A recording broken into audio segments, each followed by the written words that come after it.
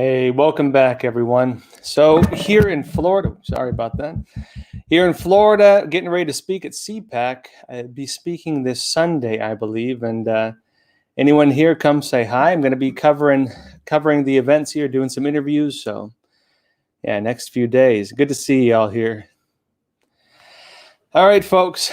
Some big stories tonight. I want to go over a bit about this, we could call it a digital intelligence complex, how big media, big government, big tech are kind of working together on different monitoring programs. Also going to be going into some of the different types of censorship now taking place, including the broader discussion on censorship in this country. Now, we hear about censorship, we hear about business censorship, we hear about government censorship.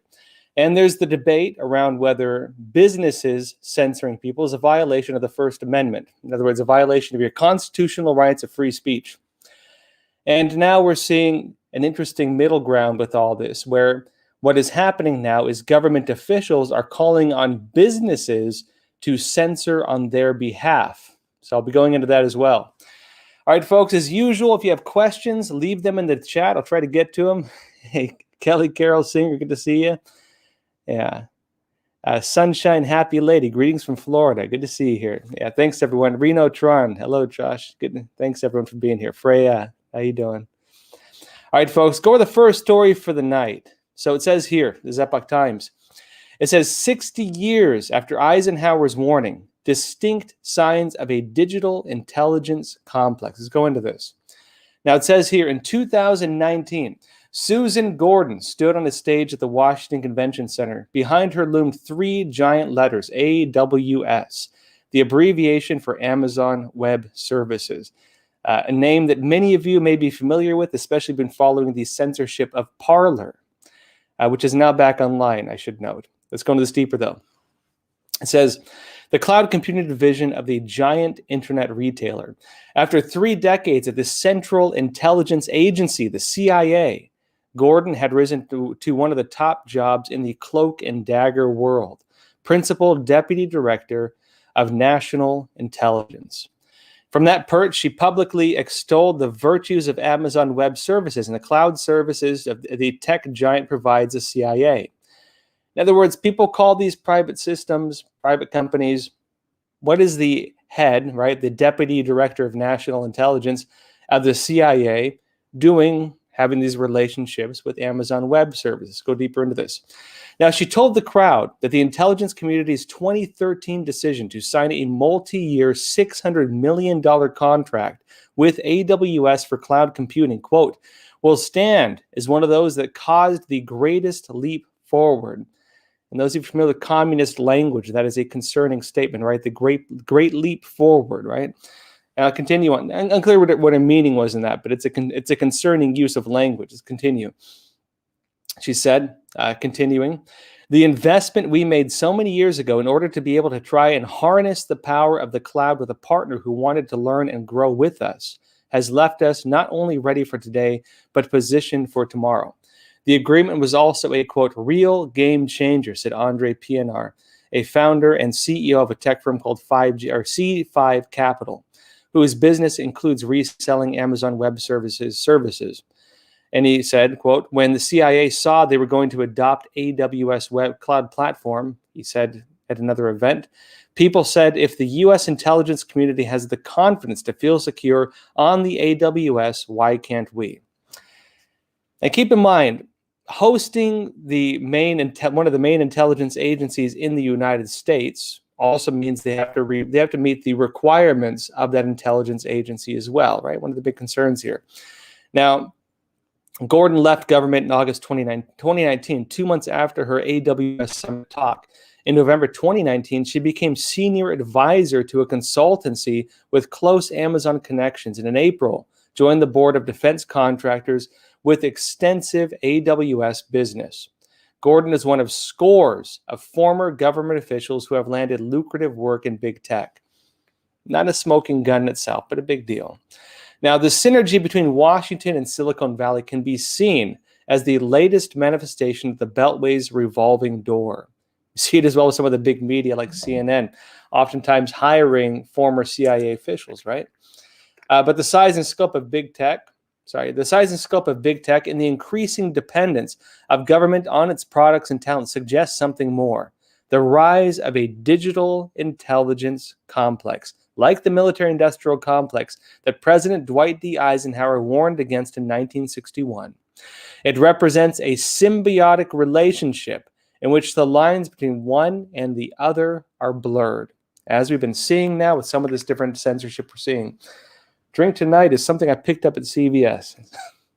They didn't have kombucha, so I got the next best thing. It's a probiotic drink. Let's see what that is. Let's go deeper into this. Now it says here, Gordon's history illustrates its development.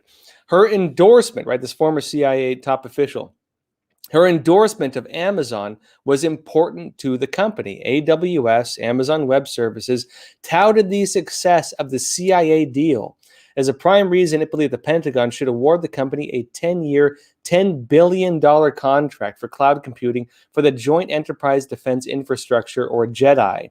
That bid has been mired in litigation as competing tech companies have accused the government of insider dealing, political interference, and other improprieties in considering awarding the contract. In other words, what are you seeing here? You're seeing an overlap of private industry with big government, in particular the intelligence community. You're seeing an overlap, right, of the main intelligence, one of the main intelligence branches of the United States with one of the biggest tech companies in the United States, which is acting as both a media organization when it comes to Washington Post under the same ownership, when it comes to one of the biggest platforms for selling goods being Amazon, and when it comes to one of the biggest providers that hosts different websites, Amazon Web Services. And if these different systems start censoring on behalf of government interest or political interest, that raises some serious questions over how much these business deals, or at the very least, the propping up of these companies using taxpayer money, right? How does this relate to the idea of censorship when they start, say, for example, canceling services of, for example, Parler, other websites, right? Let's go deeper into this. It says the web service side of Amazon is believed to be the most profitable part of the mammoth company. And remember, again, Jeff Bezos gets rich, uses money to buy into Washington Post. Washington Post, again, pushes its own narratives there, right? Illustrating the pride of place AWS enjoys within Amazon, Jeff Bezos recently announced he is stepping aside from his role as CEO, making room for Andy Jassy, who has been in charge of AWS subsidiary. It is also a prime reason Amazon chose the DC suburbs for the company's new HQ2. The DC tech sector is one of the fastest growing in the world, according to Teresa Carlson, AWS vice president. And she said that growth is largely driven by big U.S. government projects. Right, and so what are we seeing here? I'll go into just a little bit more of this, and we'll go deeper into it, and then a few other stories. It says, as Amazon has built that government business, AWS has no bigger cheerleader than Gordon, who has made repeated presentations praising Amazon. In 2018, she appeared at a government industry confab called Fed Talks. She shared the stage with AWS Vice President for Engineering, Bill Vass, who interviewed her about the work they had together. And I said this, right? Vass asked this and then added, I'll go into this. Vass asked, can you talk a little about the partnership you've had with the cloud provider in this case? He said, it's been very tight. And continuing on this, Gordon replied, quote, throughout my career, which is long, all the great advances we've made have been in partnership with industry. We've had a partnership who is committed to our needs as we are. Now, again, what's the big picture here?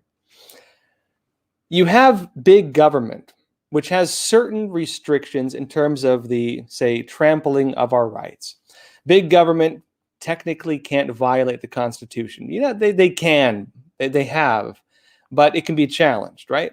They can't violate the First Amendment. They can't violate free speech. They can't go and censor websites and censor news organizations, things like this. But what we see them doing now is pressuring big business to censor. And if those same business entities, right, are taking money from the government, what does it mean when the government, who gives them money for their contracts and props them up, what happens if they lose the potential, right? If they lose the potential of having that money?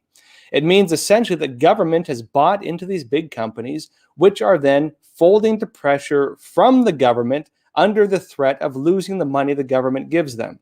And this is where you start having issues. And I mean, people toss around the word fascism pretty often, or national socialism.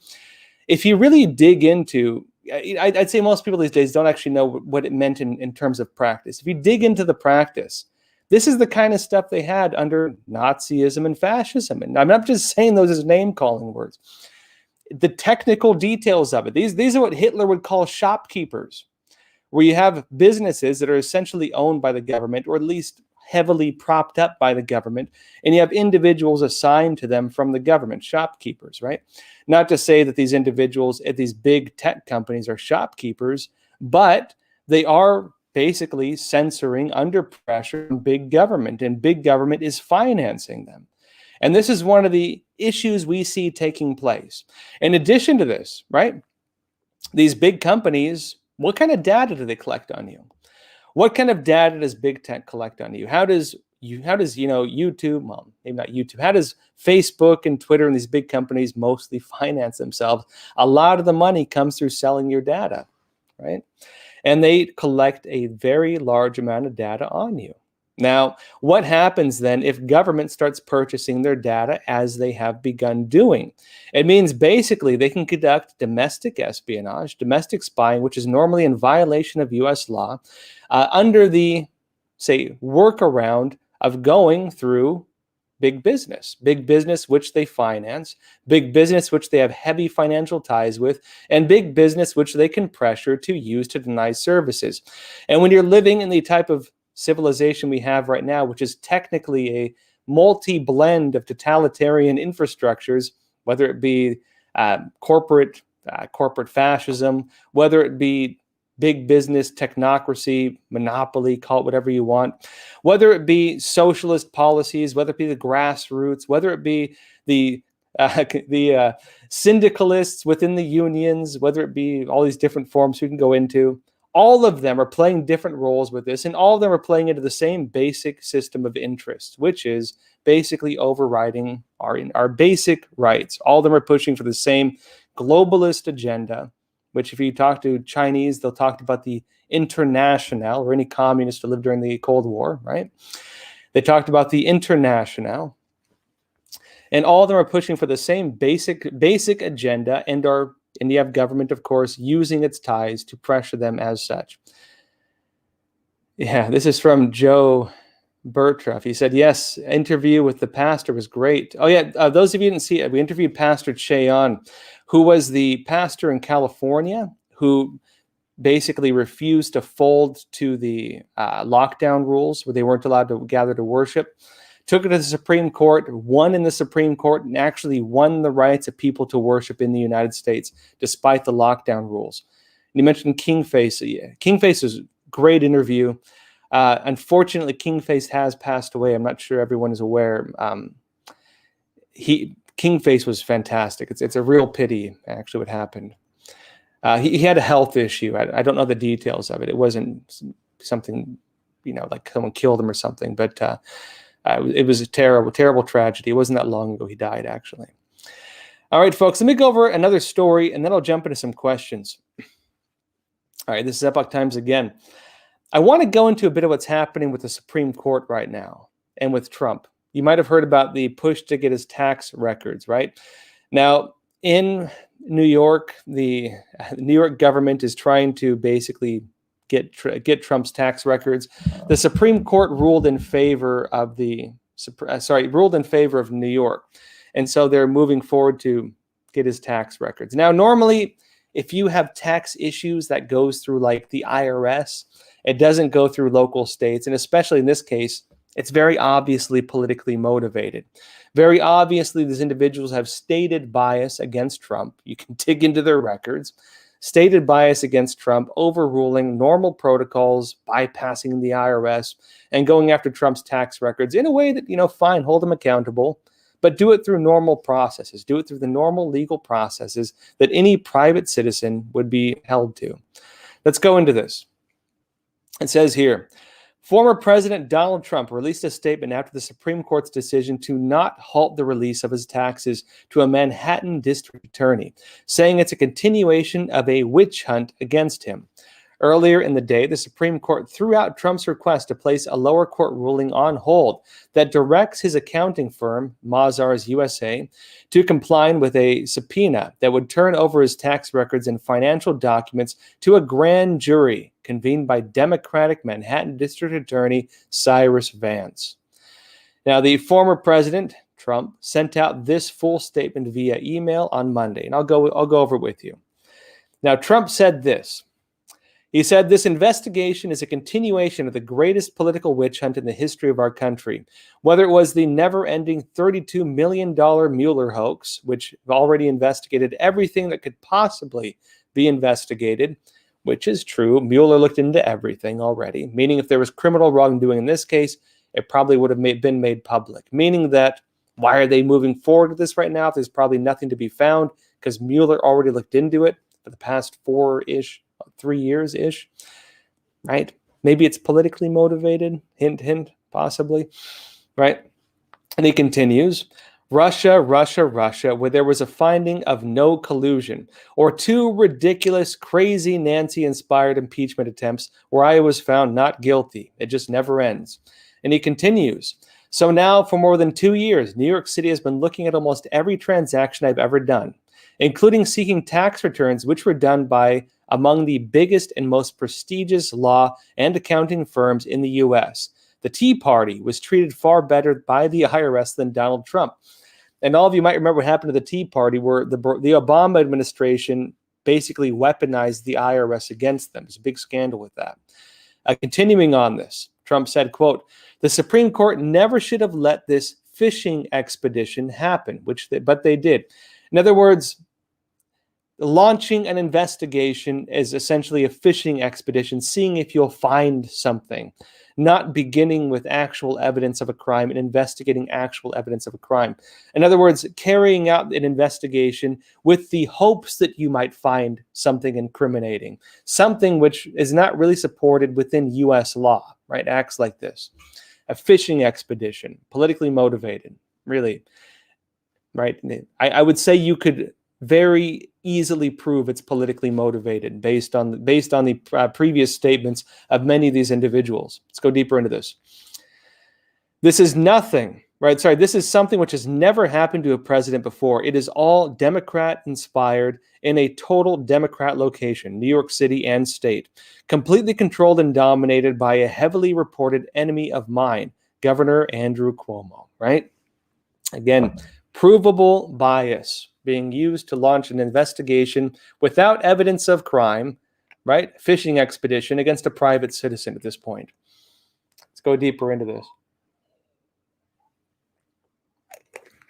Now, Trump says, these are attacks by Democrats willing to do anything to stop the almost 75 million people, the most votes by far ever gotten by a sitting president, who voted for me in the election, an election which many people and experts feel I won. I agree. Trump continues stating, quote, the new phenomenon of headhunting prosecutors and AGs who try to take down their political opponents using the law as a weapon is a threat to the very foundation of our liberty. That's what is done in third world countries. And he's right? Even worse, and actually I'd say some third world countries are doing better off than we are right now. You can look at Brazil, arguably third world country, but look at the way the Supreme Court just overruled YouTube to restore Terce Livre, one of the biggest independent media there, after YouTube censored them, right? They technically have better rule of law in some countries than the U.S. right now. Now he continues, that's what is done in third world countries. Even worse are those who run for prosecutorial or attorney general offices in far left states and jurisdictions pledging to take out a political opponent. That's fascism, not justice. And that is exactly what they're trying to do with respect to me, except that the people of our country won't stand for it. In the meantime, murders and violent crime are up in New York City by record numbers, and nothing is done about it, which is true. They actually let a lot of people out of prison in New York under the, allegations that they were under risk of the virus. They did the same thing in California, actually, where they let murderers, you name it, out. And which you have the big issue that even a lot of people who are arrested for serious crimes, including violent crimes, are released back onto the street through the very loose bail laws they have right now. But in the meantime, they're going after the former president on what is really a fishing expedition with previously stated bias, right? Trump continues, our elected officials don't care. All they focus on is the persecution of President Donald J. Trump. And Trump continues, I will fight on, just as I have for the last 5 years, even before I was successfully elected. Despite all of the election crimes that were committed against me, we will win. It's a bold statement. Now, we'll have to see what Trump's going to be talking about coming up soon. I mentioned I'm currently in Florida. I'm going to be speaking at CPAC on a China panel, and I'm going to be doing some interviews here over the next several days. Trump is scheduled to speak at CPAC, and I'll keep you all updated on that statement. This is going to be Trump's first big public statement after leaving office. And, basically what I've been saying for a while, very likely the reason Trump probably didn't make any big public statements before this was because he was facing an impeachment trial being done under a political institution, not under a court of law, right? Being done by the Senate, by individuals who have very clearly stated bias against him. And very likely anything he said or did would have been used against him. As we saw, for example, not this time, but the last time he was impeached, when again he was accused of having this phone call with the Ukrainian president and so on and so on. I won't go too deep into it. Basically, any allegation, any rumor, any person close to Trump who claims they heard a phone call he said, or heard from a friend who knows a friend who heard what he said, claiming, can be used as allegations to create evidence, which they can use to go against him for anything, which is what we saw them doing to him for a very long time. Most of the Trump scandals were like telephone. It was a guy who knew a guy who heard from a guy something that Trump might have said. And oftentimes, almost every time, every time actually, once they actually looked into it and investigated, it turned out that yes, it was a half-truth or partial truth. That did not represent the actual claims and was not in the end a crime, right? Over and over again, this happened. All right, let's go over a few questions, and then I'll go into some more stories. This is from Mary Henzy. You said, "Hi, Josh. As a Pennsylvania resident, with the Supreme Court refusing to hear our case of illegalities, and we don't get to vote for the appointment of the court, please tell us what can be done." Right. So big news. Well, folks, sorry to say, those of you who are interested in following this, remember how the Supreme Court was supposed to hear some of these different cases of election fraud? Well, they have determined in Pennsylvania that the claims were now moot and that they had no standing. In other words, it doesn't matter. It's moot whether things were done illegally. Doesn't matter at this point, and there's no standing in terms of being willing to look at the evidence. The Supreme Court is not even going to look at the evidence of what happened in Pennsylvania. That was just determined. That is where things are at right now, and it's being tossed out. The Supreme Court is not going to hear it. Now, we'll have to see what happens going forward. Trump is still saying, "We will win." That is his quote, right? "We will win." Maybe he has some ace up his sleeve. Maybe something's still moving. Keep in mind that just this case in Pennsylvania doesn't mean everything. You do still have a few different. You still have a few different cases going around right now, heading to the Supreme Court. But again, we'll have to see what actually comes out. We'll have to see. You know what I mean? Yeah. I'll keep you updated as we get more information. In terms of what can you do, keep in mind that we'll have to see how federal law deals with state law going forward and moving into 2022. But remember that the state legislature in many of these states are actually pretty conservative. And the state legislature technically is what's in charge of dealing with election laws. Now, whether or not the Supreme Courts in these states choose to hear the laws, we'll have to see. We'll have to see where it goes. Maybe there's still a future with this. Maybe the Supreme Court will hear some other cases. We'll have to see at this point. But what can be done going forward is very likely the different state legislatures are going to be, and they're already doing this, they're going to be working on dealing with strengthening election integrity. A lot of big media have been framing this as basically, Trump supporters trying to, get rid of voter access. That's how they're talking about it. But, basically bringing back some of the checks and balances that we had before the 2020 elections, right? Bring back some of the checks and balances on our election system that we had even before this. We'll have to see what happens. Again, I'll keep you all updated on this. Next question is from the one and only Pinky Pinkin. Good seeing you as always. You said, now that the SCOTUS has thrown up the election fraud cases, is there a path for Trump back to the White House this year? From what I understand, it's only the Pennsylvania case, one of them that was dropped. There are still other cases. Given the way that the Supreme Court treated that case, though, if they're claiming the issue is moot, meaning it maybe doesn't matter what evidence is brought forward at this time, because they say basically it's over with, deal with it. It's kind of bizarre for a court to take that stance. A court shouldn't, it's like saying, if you commit a crime and it's already done with and the issue is moot, like how does that an argument? If you're a system of law, you look at crimes that have been committed. If it's, whether or not it's going to overturn things. If a crime was committed, it should be investigated. How is something moot, right? How can you say something's moot just because it no longer has, say, public weight? A crime is a crime, and if there's evidence of a crime, should it not normally be investigated, right? Could a criminal say, "Oh, I robbed this house last month, but it's moot now; it's already done with. What's the big deal? It's finished. What does it have in terms of bearing on this? If someone commits a crime and says, "Oh, I did that like a year ago," it's moot. Is that standing? Is that how our legal system is supposed to work, right?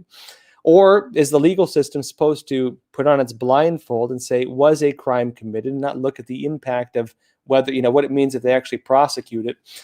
And, again, look into what was actually done and say, okay, here's the evidence, let's hear it out, right? Moot is a very strange statement in this case. This is from Julie Ann. You said, in one of the Pennsylvania hearings, one of the senators stated they had agreed with the mail-in ballots when it was proposed. They had the chance to object, but didn't. That's probably why SCOTUS rejected. Oh, that's very interesting. Well, if that's the case, it's going to be interesting going forward. If it's just one piece of evidence that kind of got thrown out. If that is the case, I didn't see that mentioned, and I think you're right on that. But if that is the case, again, there's other cases that the Supreme Court is set to hear. We'll have to see how it goes going forward. But keep in mind, and I said this before during the Texas lawsuit. Remember when Texas was bringing forward this case, basically calling into question, the whole collection of evidence, and they tossed it out. They tossed it out on the grounds. The Supreme Court tossed it out on the grounds, basically, that a state cannot really sue another state, and so it was a bit complicated in that regard. But it does leave the door open that maybe the Supreme Court wants to hear a case that is just kind of all-encompassing and solid. Maybe that's the case.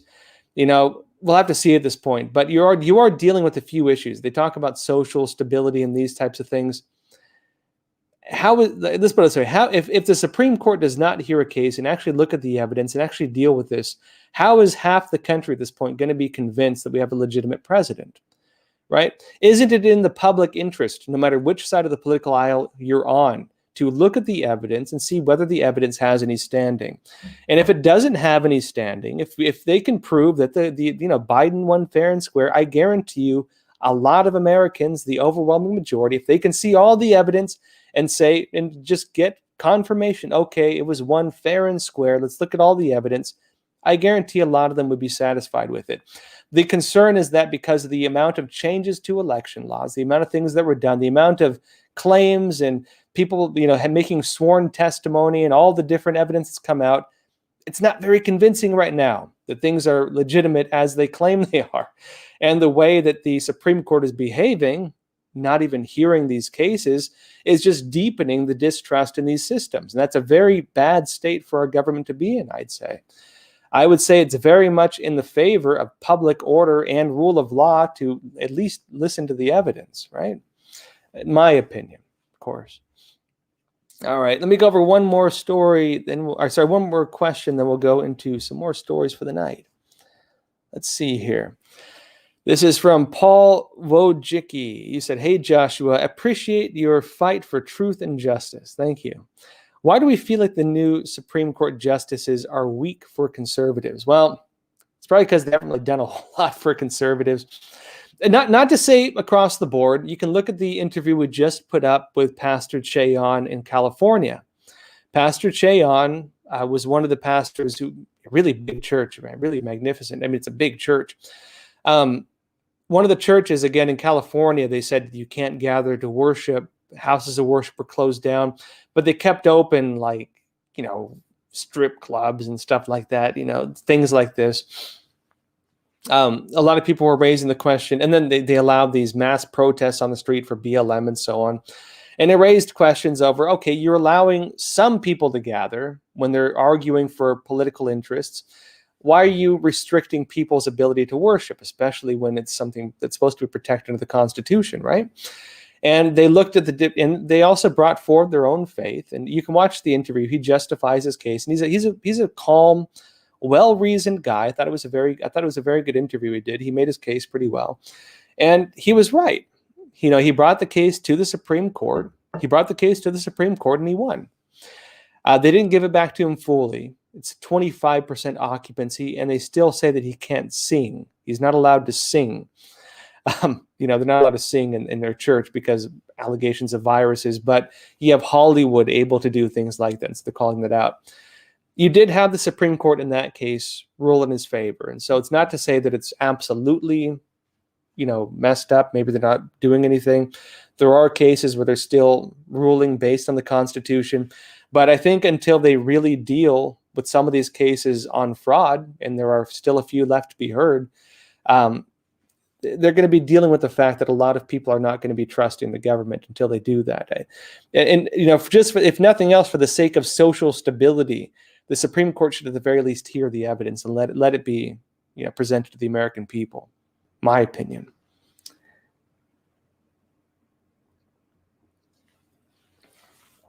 All right. Let me go over a few more stories, and then we'll go into some more questions. All right, let's see here. Now, this is Epoch Times again. It says, Biden's AG pick, Attorney General pick, he's not sworn in yet, but AG pick, says he would support White House's push to restrict gun ownership. Let's go into this. It says here, Merrick Garland, President Joe Biden's nominee for Attorney General, said Monday that he would align the Department of Justice, DOJ, with the White House's push to restrict gun ownership. And Garland said during his Senate Judiciary Committee hearing, quote, the president, meaning Biden, is a strong supporter of gun control and has been an advocate all his professional life on this question. He was responding to a question from Senator Mike Lee. And Garland continues stating, the role of the Justice Department is to advance the policy program of the administration as long as it is consistent with the law. Where there is room under the law for the president's policies to be pursued, I think the president is entitled to pursue them. Arguably, because if they're already, we can see whether they're violating the Constitution, but if they control pretty much every part of our government, they could pass any law they want and say it's legal. This is one of the issues you're going to have going forward. Are they following the Constitution, or are they changing laws based on political interest? Are they overriding the Constitution, right? Shall not be infringed. And if they create laws, as Biden is now suggesting, essentially to, well, as he states, restrict people's ownership of what they call assault weapons, which, if you look at it, the real designation of what an assault weapon is, it's pretty broad. And they're also talking, for example, about removing legal protections for gun manufacturers. So if people are killed by criminals with the guns they manufactured, they themselves can be held liable. That's a bizarre crime. That's a bizarre way of doing things. I mean, again, would you hold car manufacturers liable if people get in a car accident? I guess you could, to an extent, if there's if their safety protocols within the car had factory issues, but it wasn't just bad driving. In other words, bad intentions using something in a way that would do that. It's different if it's like a malfunctioning safety feature, as opposed to, which gun manufacturers could be held to as well. If that happened, like a bad spring and it backfires or something like that. Maybe they could be held liable. But if it's an individual intentionally carrying out a crime, like intentionally driving into a crowd or something like that, would the car manufacturer be held liable for something like that? That is where we're kind of at with this discussion on gun control, gun restriction, we should say. And it's also concerning because, as I mentioned before, with this new overlap of business and government, what you're seeing basically is that if the government makes it so that gun manufacturers lose legal protections, in other words, people can sue the gun manufacturers for gun crimes, they're essentially making guns illegal by making it impossible for people to manufacture them. They're essentially outlawing the manufacturing of guns, not by creating laws, but by creating an opening for people to go and destroy anybody who manufactures them. This is a way of the government to basically restrict something without having to create laws that violate the Constitution. In other words, using their powers to target private businesses, and by targeting private businesses, really using that avenue to remove our constitutional rights. The same thing we see them doing, for example, when it comes to free speech, where, and I'll go into this in a bit, where they can't create laws to restrict free speech. But instead, you now have some Democrats right now going behind doors, and they're targeting the different providers for the cable services and trying to pressure them to cancel the services of Fox News, OANN, and Newsmax. Now, they can't technically create laws that violate the Constitution. And so what they're doing instead is they're targeting businesses and using the targeting of businesses to basically remove constitutionally protected rights. And so it's this weird workaround they've found using this loophole where, I had a discussion with a friend actually just yesterday about this, and he was arguing, and he's right, that you can't say that businesses censoring people like YouTube, Facebook, and so on, you can't really say that them censoring people is a violation of the First Amendment. I kind of thought about it for a bit. He's technically right. Because if a newspaper chooses to not, publish an op-ed, you can say they're censoring, but you can't say they're violating the First Amendment. They have the choice of what they say and what they don't say, and what they allow to be said or what they don't allow to be said, right? Now, technically, they're violating Section 230 protections by doing that because they're acting like publishers rather than platforms. Technically, they should lose legal protection because they're given extra protections on that. But you can't say technically that private companies are violating the Constitution by doing that, right? They have the right to choose what they publish and what they don't publish. Fair enough. But when government begins pressuring them to censor, then what does that mean? When government starts pressuring these companies to censor, then that's when you have violation of the First Amendment. That is when you start having the issue. And then if even more so, if these companies are taking money from the government, right? If they're taking money from the government, giving them taxpayer dollars, and if the act of not censoring means they risk losing that money, which their shareholders and boards of directors probably depend on, then you have serious issues, because these institutions at that point are really like pseudo state-run enterprises. It's a mixed model basically, where they're getting money from the government, and if they don't act on government orders, they lose that money. Really, at this point, this is one of the funny, I shouldn't say funny, one of the kind of messed up overlaps of the public and private industry we have right now. And we're now seeing the fruits of that. We're now seeing the results of that type of relationship, where that type of relationship they have is being used right now to basically violate constitutional rights, being used to silence Americans, being used to ensure that only one political party in this country has a voice. And this is in my opinion, a pretty terrible path for the United States to be going down. And it's a slippery slope as well. It's a slippery slope as well, because what happens right now, this is the slope, right? It starts with companies censoring. Then it starts with media pushing for these different narratives. Then it moves into people protesting on the streets who may be part of, say, Democrats, Socialists of America, or other grassroots radical organizations which claim that they're trained Marxists, hint, hint, who are acting under this clear political agenda. And then governments acting on that and calling and criticizing things, and eventually using their powers in government to pressure the private industry to advance this agenda. And you have many pretty wealthy people behind it who are pushing for these things. And when you have, again, them targeting just one political segment of the country, which in this case is a pretty large segment, this is where you get things. This is where you get things within a pretty concerning realm. Because again, as Trump mentioned, this is how fascism works. And it's unfortunate that fascism is tossed around like a name rather than a clearly defined political system. And, I'll go briefly into this. You can partly blame that on the Frankfurt School, because they wrote books basically redefining fascism, because National Socialism and the fact that Mussolini was one of the biggest socialists in Europe before, World War II, one of the biggest socialists in Europe, one of the most influential socialists in Europe, tries to perfect fascism, or tries to perfect socialism under this new government, the fascisti, right, meaning collectivism, fascisti meaning a bundle of sticks reinforcing the handle of an axe, right? It's a collectivist concept, right? Mussolini said that under his system, the individual would no longer have the antisocial right to rebel against the state. Right? Same idea. You no longer have the right of individuality. You are part of the collective mindset. And the real danger with collectivism, right? The real danger of collectivism is when you start thinking about public good and what is in the public interest, what is in the interest of the collective. And this goes, I was talking to a friend recently about this as well.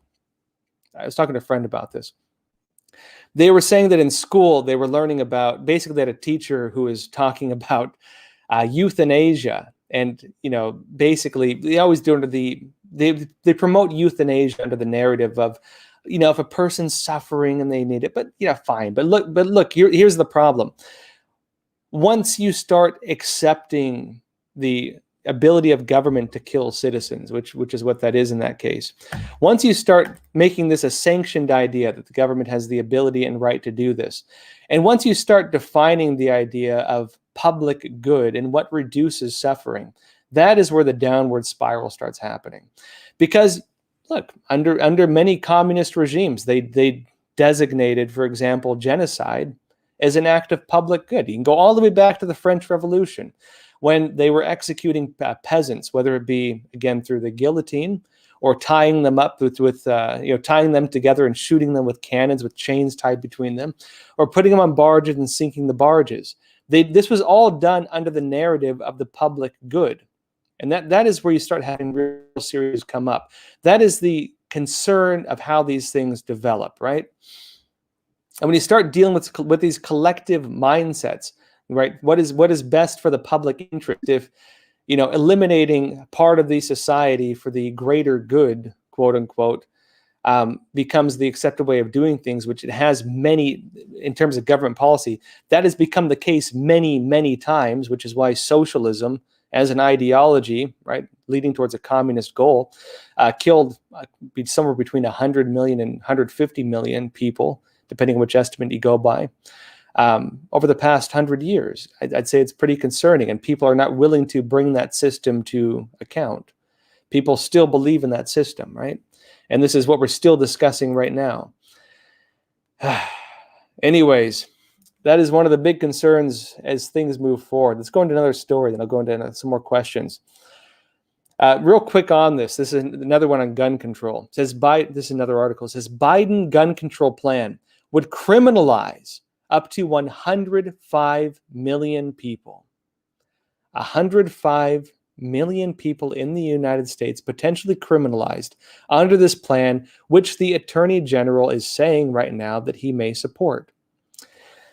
Now, of course, it's a gun rights group making this allegation, but let's see what they have to say. It says here, a gun rights organization said that President Joe Biden's gun control proposal would potentially make about 105 million law-abiding gun owners into criminals. And the U.S. Concealed Carry Association said in a letter to Biden this week, quote, they said, quote, while we can agree that there are several common sense and long overdue changes needed to our nation's gun laws, we firmly believe that the path forward should be focused on supporting and protecting responsible, law-abiding Americans, not criminalizing and punishing them. Now, the group, which according to the group's website has about 556,000 members, said the president's push for gun control on the anniversary of the Parkland, Florida mass shooting was needless. And they said, quote, the U.S. Concealed Carry Association exists to help responsible Americans avoid danger, save lives, and keep their families safe. And we believe that our elected leaders in Washington have an incredible obligation to pursue these same goals.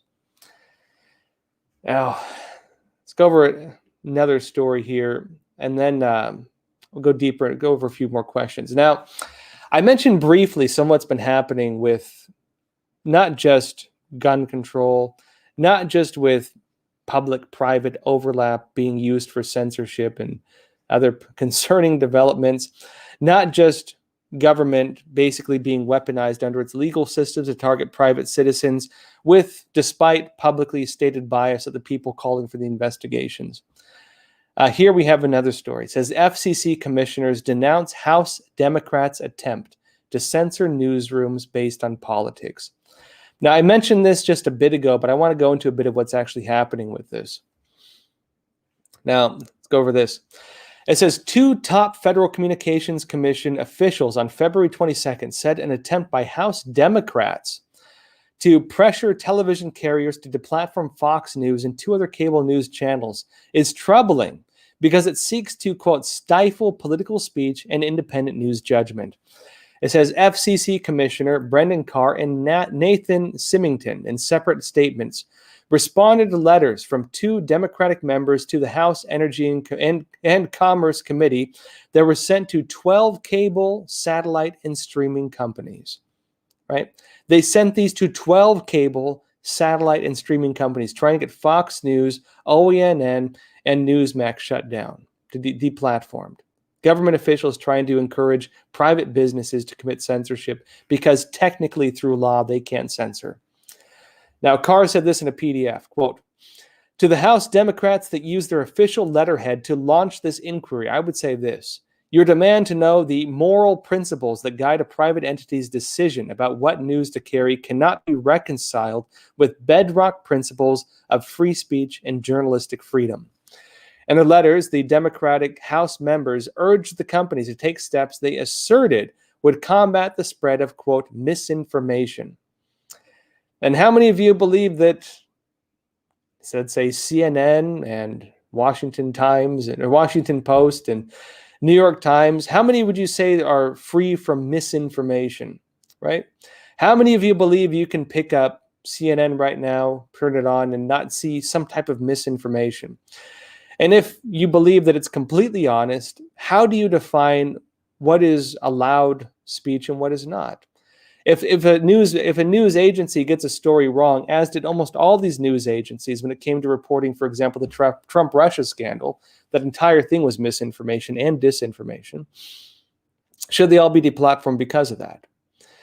If New York Times, right, during the Capitol siege on January 6th, published this article, which turned out to be fake, saying that this officer, Mr. Sicknick, was killed by Trump supporters who used allegedly a fire extinguisher to bash his head in, right? That was the article reported twice by New York Times and spread across all the mainstream media and international media. Only vaguely corrected when they said that basically the evidence does, there's new evidence suggesting it may not be true. Should they be deplatformed because they posted misinformation? Because they got a story wrong, should they be deplatformed? And when they were really pushing it, it seems, for a political interest, technically, okay, let me explain disinformation and misinformation briefly. Misinformation is the intentional statement of false information. It's the intentional lying. And that has a lot of technical strategic uses when you're dealing with politics.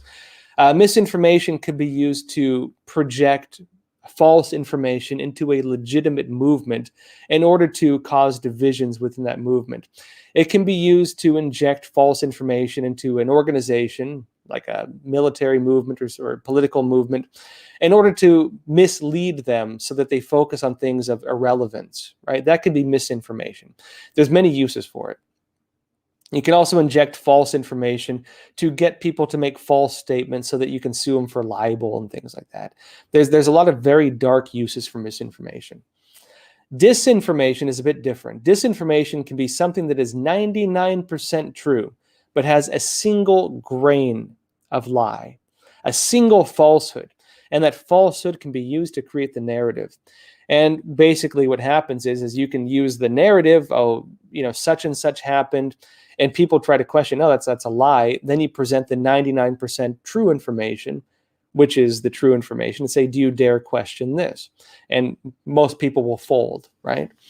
It can also be, for example, the creation of large amounts of lies, like the Trump-Russia investigation, large amounts of lies to create a false narrative, and that false narrative can then take on a life of its own, right?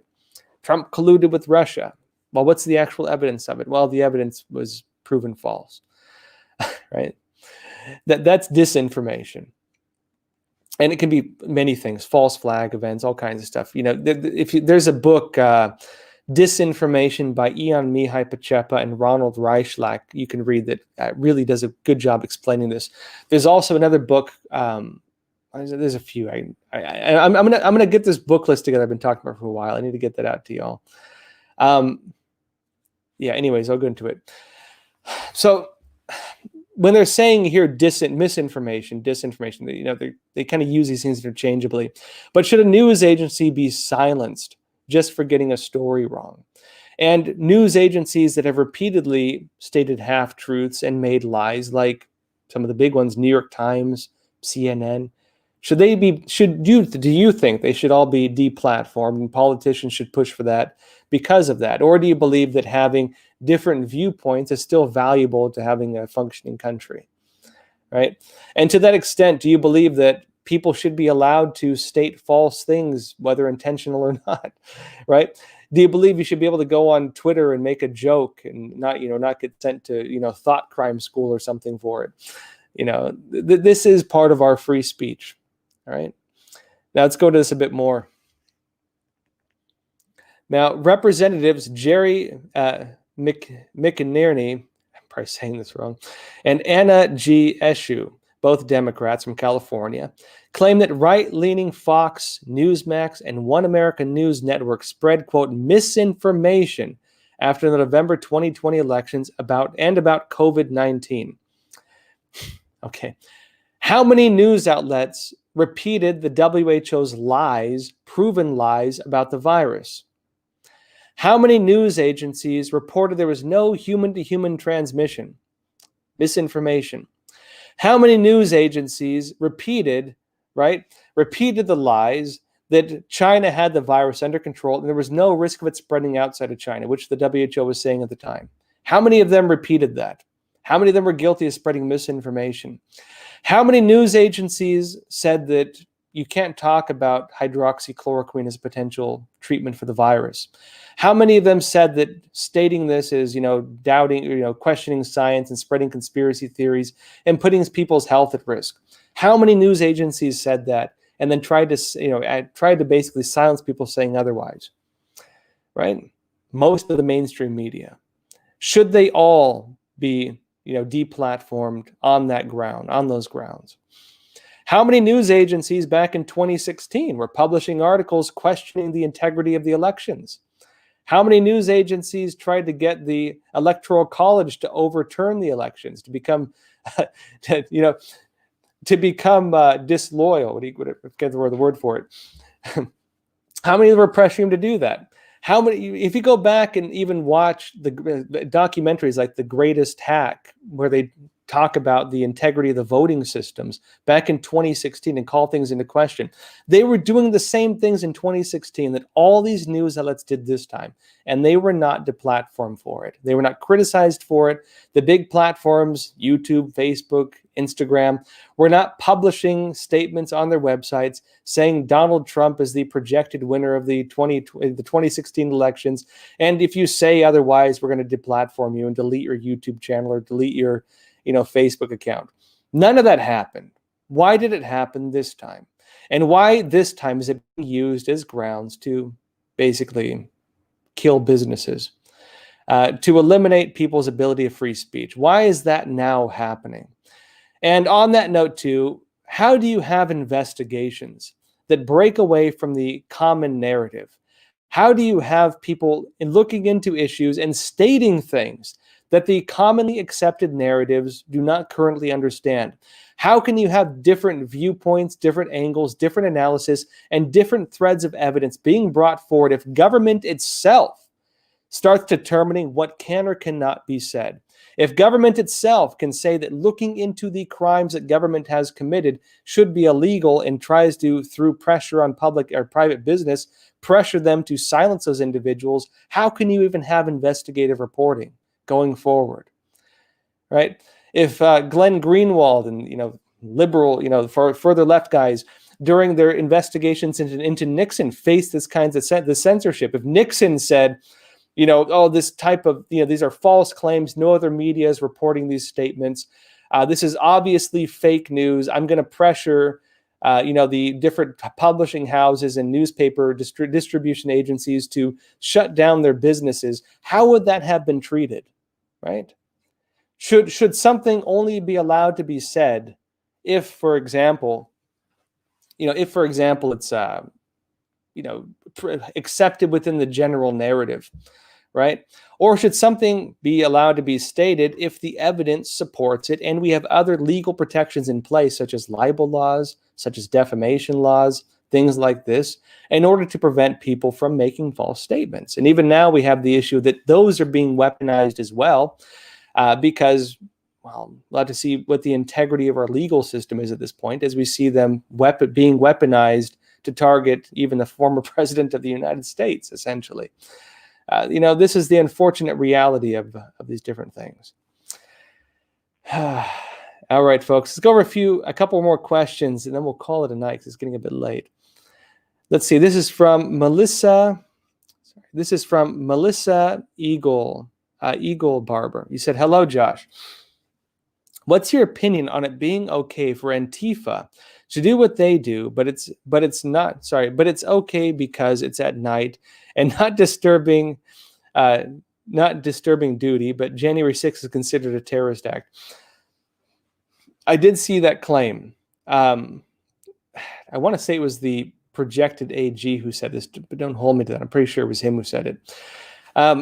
Basically, there's allegations right now that what Antifa does in terms of carrying out acts of political censorship using violence, which, I was a reporter on, I've covered a lot of topics over the years, actually, but, I covered, for example, analysis on the Middle East and counter-terrorist operations in COIN, and Iraq, Afghanistan, ISIS, stuff like that. I was writing about all these things. It used to be the case that the commonly accepted definition of terrorism for a long time was the use of violence or the threat of violence for the purpose of political interest was considered terrorism. And what is the purpose of Antifa using or threatening violence? What is the purpose of this, if not political? And so, based on that, unless you want to redefine what is terrorism, should that not be considered terrorism? Now, there's different levels to this, of course. It's broader than just that. Of course, it's not as simple as that. But you're right here. There's a double standard on it, that they're talking about domestic terrorism when it came to people without firearms, without weapons, protesting at the Capitol building, some entering the building. A lot of the people at the front lines, one at the very least proven, was tied to BLM and Antifa. But none of them seem to be facing any trouble on this. The individuals who were arrested didn't seem to actually do that much. 5 people died, yes. One of them was killed by Capitol Police, meaning that it was the police who killed a person when you had at least 4 to 5 officers right next to her, meaning it was very likely unjustified use of force, meaning that had this been the other way around and it was BLM there, they'd probably be burning down the city right now over it. Everyone would probably be stating her name and have it on billboards and stuff right now. In addition to that, 3 other individuals died of heart attacks and different health complications, not caused by intentional violence. And this officer, who they said was killed by the crowd, turns out to have been a lie. The officer who died, it seems to be the case, died from inhaling the tear gas, meaning he was killed by police force. These are the people now being targeted by the government. Not Antifa, not the people who burned down New York and Washington and Portland and Seattle, not those people, not the people who are going to the houses of journalists wearing masks with pictures of the journalists' faces on them, not people who are menacing and making death threats and targeting politicians. It wasn't any of them. No, it was the people who, protested at the Capitol building. And again, take into account how bad you think that was, right? There was a protest, but they did enter the Capitol building when they were, basically counting electoral college votes. Take it for what you want. But where's the double standard, right? Where's the line drawn in terms of how people are investigated, and what determines whether people are investigated or not? And what is the line that determines what is domestic terrorism at this point? Is domestic terrorism merely things that make politicians feel unsafe? Or is it the carrying out of violence for the purpose of political interest, or for censoring people, or for carrying out, things like arson, murder, things like this that took place in the Chaz and Chop site in Seattle, where people declared that they were an independent country within a few city blocks, and even were distributing firearms. That was not considered insurrection, right? So what is the standard for judgment on these things? Where is a line drawn? I'd say this is a very important discussion to have as a country, and hopefully both sides of this can be brought up as these discussions move forward. Yeah, someone's mentioning, don't forget Raz, the self-declared warlord in that Chaz site. All right, folks, it's getting quite late. I'm going to call it a night, but again, I'm going to be covering CPAC, so stay tuned over the next several days. I'm going to be getting some hopefully pretty good interviews for y'all, and also some pretty good content as well in the works. Now, again, I'm going to be doing the live Q&As like this Sunday, Tuesday, and Thursday. I also have some special feature content I think you're very much going to like we're having a lot of progress on. I think you're really going to like it. Stay tuned. And as well, we've been having a lot of good interviews as well. Stay tuned for some of these great interviews coming up, folks, especially here at CPAC. And again, I'll be speaking here as well on a China panel. All right, folks, as always, appreciate you all. Always enjoy talking with you. If you could, please, as well, like and subscribe. It still does help this show. And if you could as well, please tell a friend or family member about Crossroads. It really does help us. And that said, folks, please take care of yourselves, stay informed, and stay free. Thank you.